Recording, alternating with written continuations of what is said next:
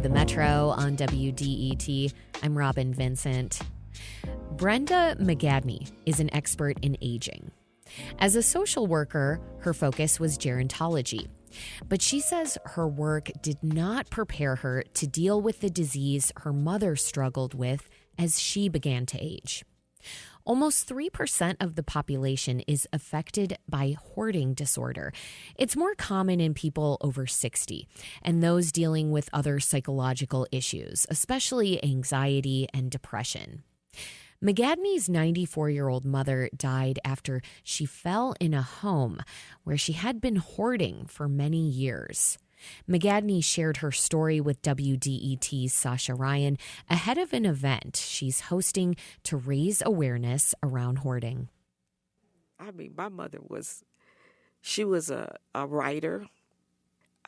She had a fantastic memory. She was a bootleg lawyer, real estate agent. She managed to work at Ford Motor Company, was one of the few women that was hired, and certainly black women, for the Pinto. She made the car seats for the Pinto. She was extremely smart. She was organized. She'd go to church, and people looked up to her. And she was impeccable. You should see the fascinating hats that she wore like Aretha Franklin. So she would be dressed to the nines. And I say this because for some people, they think of hoarders and they align them with there must be body odor, there must be this, like in a nursing home. Absolutely not. My mother was absolutely clean from head to toe. That's why nobody outside of a few neighbors, people did not know. They did not know. And if whoever's listening to this, they will be surprised. So then what did it look like in her life, the hoarding? What was happening? For a lot of years, I didn't know. I lived out of town. Out of town meaning out of state, sometimes out of country. But when I was home, of course, to visit for holidays or just Christmas, obviously I slept at her home. Over time, she became more isolated in terms of you can't have access. In other words, you were less welcome to stay. I could pick her up. We could go places. We could do that. I could meet her at church. I could take her to church.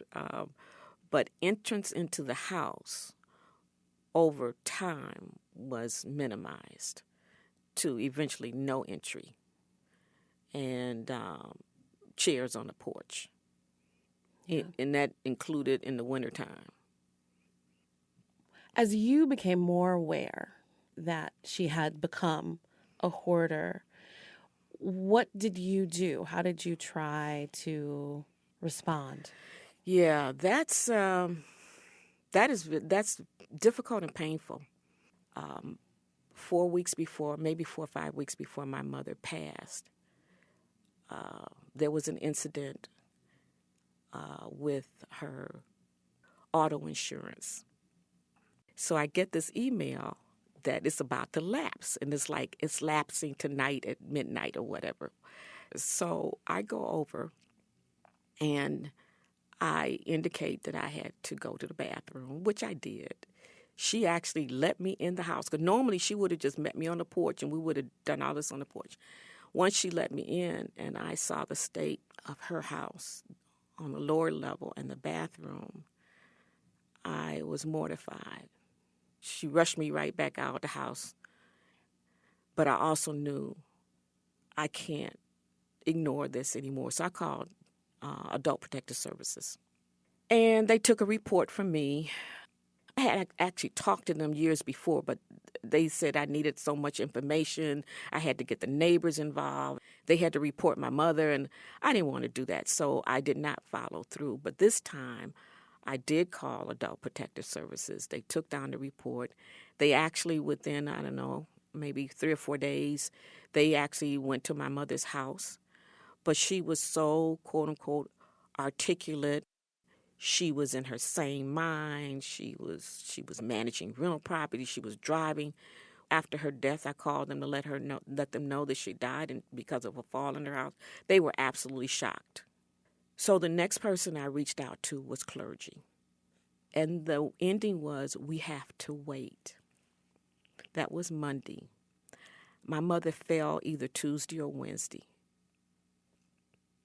When you talk about how Adult Protective Services responded and how clergy responded and how family and neighbors and friends responded, it sounds to me like we don't understand what hoarding is, that hoarding may be something different from what we think it is. So what is hoarding? How should we think about this?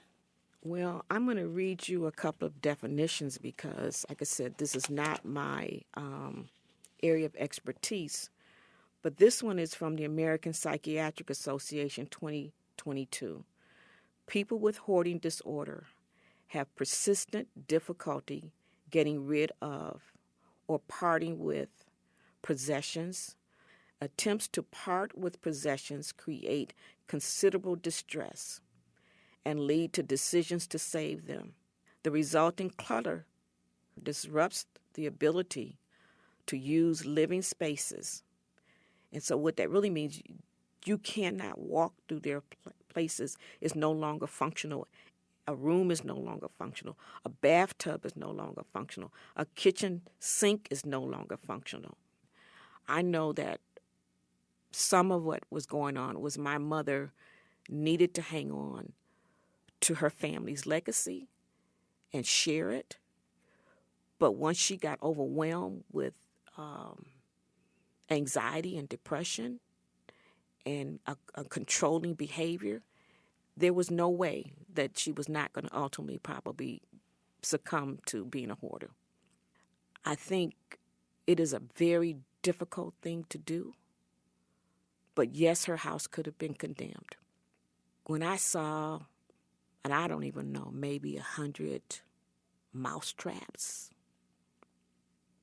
and I'm not exaggerating, in my mother's house, she had gone beyond anything I could imagine what she was living with.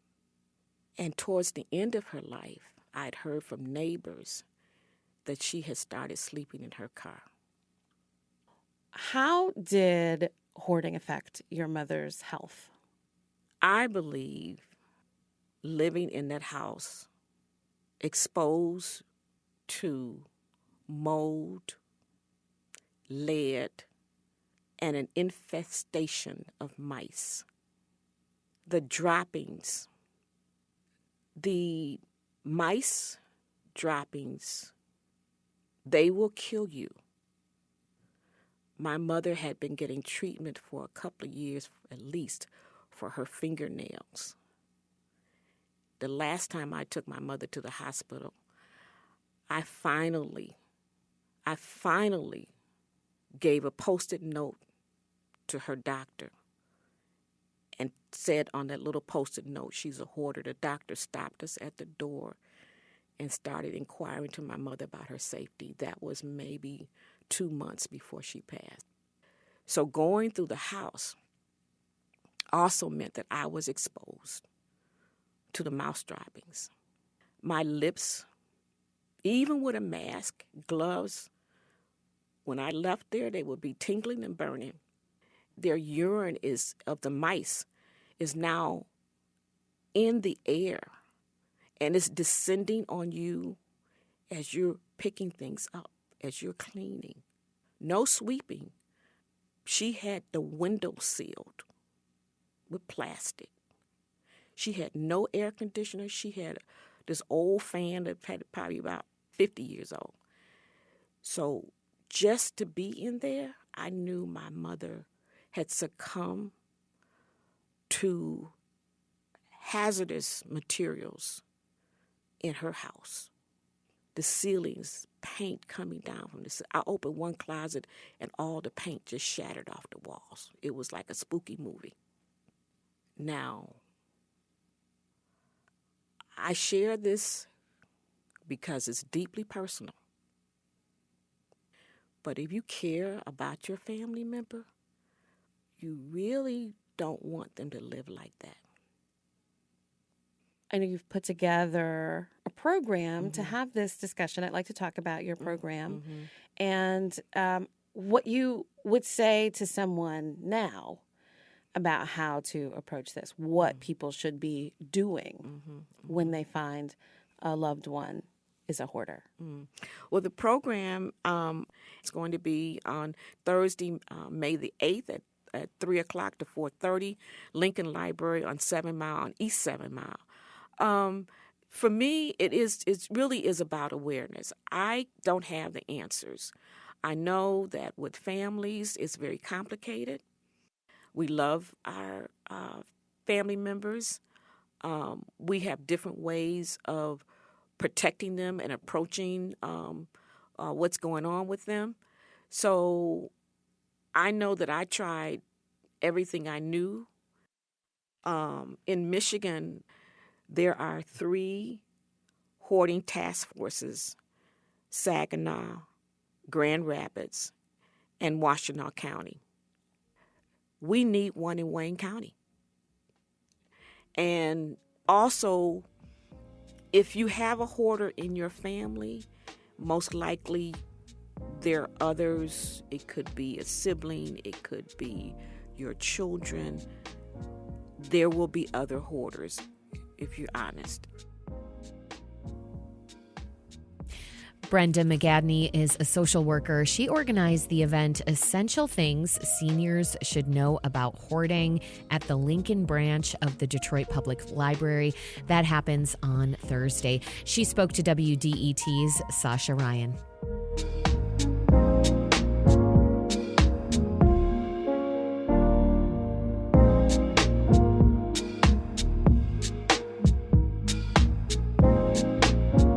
Coming up, through the decades, housing policies have undermined Black home ownership in Detroit. We'll learn about how and what some people are doing to try to change that. We'll be right back here on the Metro. Stay with us.